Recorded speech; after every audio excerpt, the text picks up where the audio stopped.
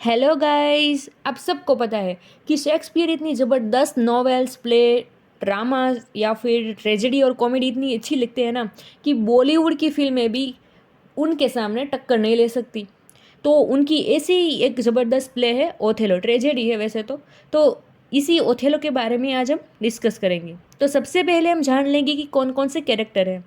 तो सबसे पहले ओथेलो जो कि हीरो है, फिर है डेस्टिमोना जो हीरोइन है, या हीरो भी आएगा, हीरोइन भी आएगी, विलेन भी आएगा, लेकिन हाँ कोई गाना म्यूज़िक ऐसा कुछ नहीं आएगा। फिर है ब्रबेंशियो जो कि डेस्टिमोना का फादर है। फिर ये इयागो, अब ये है विलेन। और इयागो की वाइफ है इमिलिया, ये अच्छी है। इयागो भले ही बुरा है लेकिन इमिलिया अच्छी है।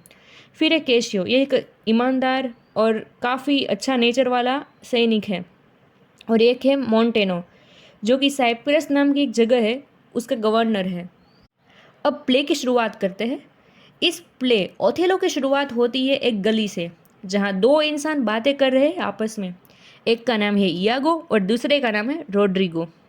रोड्रिगो पैसे वाला इंसान है। वो बोलता है इयागो से, तुमने तो कहा था कि मैं तुम्हारी शादी कैसे भी करके डेस्टिमोना से करवा दूंगा, लेकिन वो तो तुम्हारे मेजर ओथेलो के साथ भाग गई है। अब मैं क्या करूं? तभी इयागो बोलता है, तुम बस देखते जाओ मैं क्या करता हूँ। इयागो रोड्रिगो को लेकर जाता है डेस्टिमोना के फादर के पास, बर्बनशियो के पास, और घर के बाहर से ही चिल्लाता है कि तुम्हारी बेटी ओथेलो के साथ भाग गई है। तो पहले तो बर्बनशियो मानता नहीं है कि ऐसा नहीं हो सकता। फिर घर में देखता है तो पता चलता है कि डेस्टिमोना तो घर में है ही नहीं।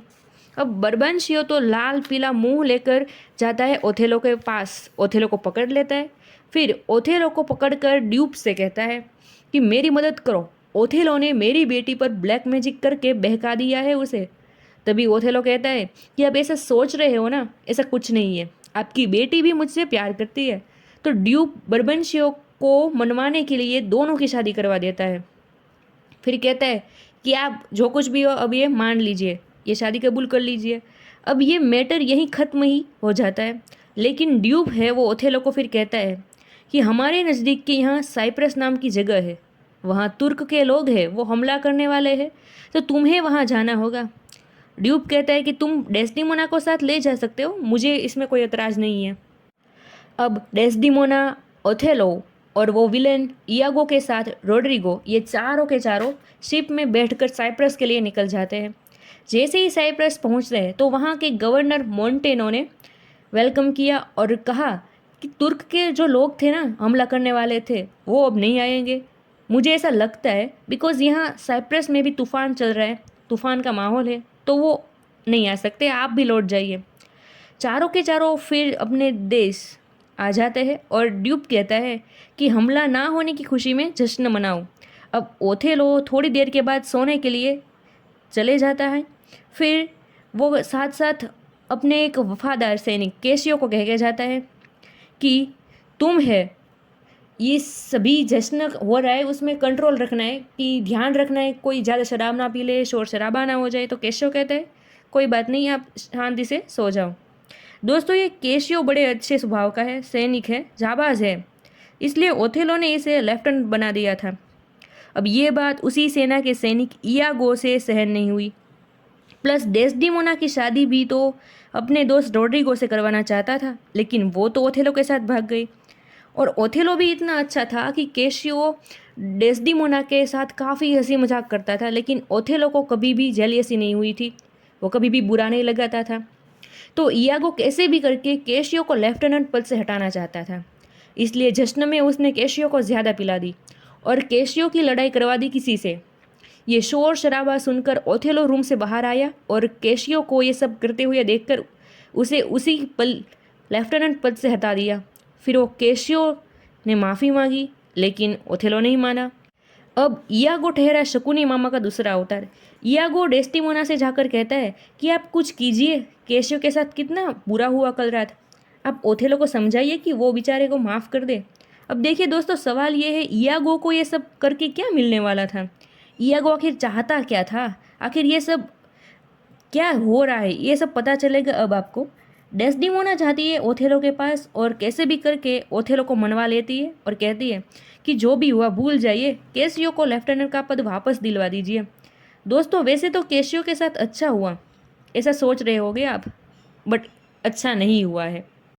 वही इयागो जो डेस्डिमोना के पास गया था कि तुम ओथेलो को समझाओ कि केशियो को अपना पद वापस दे दे, वही इयागो दूसरे दिन ओथेलो से कहता है डेस्डिमोना और केशियो की हंसी मजाक ये सब ज़्यादा नहीं हो गया? ओथेलो इतना भी कमज़ोर नहीं है कि ये मान ले। अब केशियो दूसरा पासा फेंकता है, मालिक अब मैंने कई बार केशियो को डेस्डिमोना के ख्यालों में डूबा हुआ देखा है, फिर भी ओथेलो नहीं मानता। लेकिन अब ओथेलो से इयागो कहता है कि मालिक आप बहुत भोले हैं, आपके प्यार की निशानी है ना वो रुमाल, मैंने केशियो के हाथ में देखा था। अब ओथेलो के मन में डाउट का बीज बो चुका। साथ ही कहता है यकीन नहीं है तो खुद डेस्टिमोना से क्यों नहीं पूछ लेते, मांगो रुमाल डेस्टिमोना से। ओथेलो डेस्टिमोना से रुमाल मांगने जाता है, लेकिन डेस्टिमोना कह देती है कि रुमाल तो मुझे मिल ही नहीं रहा, कितने दिनों से मैं ढूंढ रही हूँ। अब ओथेलो का गुस्सा 7वें आसमान पर पहुंच जाता है, बिकॉज केशियो ने जो कुछ भी कहा था वो सच था, ऐसा मान लेता है वो। दोस्तों सोचिए ज़रा, डेस्टिमोना के पास से रुमाल कहाँ गया होगा? तो उसका जवाब मैं देती हूँ, इयागो की वाइफ है, वो डेस्डेमोना के घर की नौकरानी है। तो इयागो ने अपनी पत्नी इमिलिया से कहा था कि डेस्डेमोना के घर से तुम रुमाल चुरा के ला के मुझे दो। तो ऐसे रुमाल चुरा लिया गया था इयागो ने और केशियो के रूम में रख दिया था। ओथेलो मिलता है इयागो से दूसरे दिन। अब इयागो कहता है कि क्या मालिक, सच कहा था ना मैंने, वो रुमाल वाली बात सच निकली ना, तो आप क्या चाहते हो, अब क्या करना चाहिए केशियो का? तो ओथेलो ने उसे कहा कि 3 ही दिन में उसे मार दो। तो फिर इयागो पूछता है, अब भी उसे शांति नहीं है ये सुनकर कि केशियो मरने वाला है। फिर भी पूछता है लेकिन डेस्डिमोना ने भी आपके साथ धोखेबाजी की है, तो उसका क्या? तभी ओथेलो कह देता है कि वो मैं सब कुछ संभाल लूँगा, तुम बस इतना कर दो, केशियो को मार दो। फाइनली 3 दिन के बाद रात को इयागो प्लान के मुताबिक अपने दोस्त रोड्रिगो को लेकर आता है। रोड्रिगो को कहता है तुम बाहर की खड़े रहना। जब केशियो रूम के बाहर निकला, तुरंत वैसे ही उसी पल रोड्रिगो ने हमला कर दिया केशियो पर। ये शोर शराबा सुनकर ओथेलो को अपना प्लान याद आ गया। प्लान के मुताबिक बाहर इयागो ने केशियो को मार दिया, इसलिए ओथेलो ने भी तकिया लिया और डेस्डिमोना का मुंह कुचल दिया तकिए से और मार दिया। अब यहाँ ट्विस्ट है, बाहर से दौड़ती दौड़ती इमिलिया आई और हड़बड़ाती हुई बोली, मालिक मालिक बाहर रोड्रिगो ने केशियो पर हमला किया और केशियो ने तो रोड्रिगो को मार दिया। फिर केशियो के ऊपर इयागो ने हमला किया तो केशियो ने इयागो को भी मार दिया। फिर वो इतना केशियो को मार दिया है ये वो बोली और फिर कहा मालिक केशियो भी घायल हो गया और वो खुद भी मर गया है। ये सुनकर ओथेलो के पाँव तले ज़मीन खिसक गई और वे सुनकर ओथेलो ने पेट में तलवार घुसा दी और सुसाइड कर लिया। बिकॉज अब केशियो मर गया है, इयागो भी मर गया है, रोड्रिगो भी मर गया है, तो अब वो क्या करे? अब इमिलिया भी ये देखकर दंग रह गई कि ओथेलो की लाश के पीछे पलंग पर डेस्डिमोना की डेथ बॉडी पड़ी थी। मैंने कहा था ना कि एक तकिया लेकर डेस्डिमोना को कुचल दिया था ओथेलो ने। तो ऐसे पूरी स्टोरी के सभी कैरेक्टर है, सभी के सभी मर जाते हैं, यानी एक सैड एंड आता है, तो इसी को ट्रेजेडी कहते हैं। तो ये ट्रेजेडी ही ख़त्म होती है। गाइज़ अगर आपको इस ट्रेजेडी का एक्सप्लेनेशन अच्छा लगा हो तो वीडियो को लाइक एंड शेयर कीजिए और चैनल को सब्सक्राइब कर दीजिए।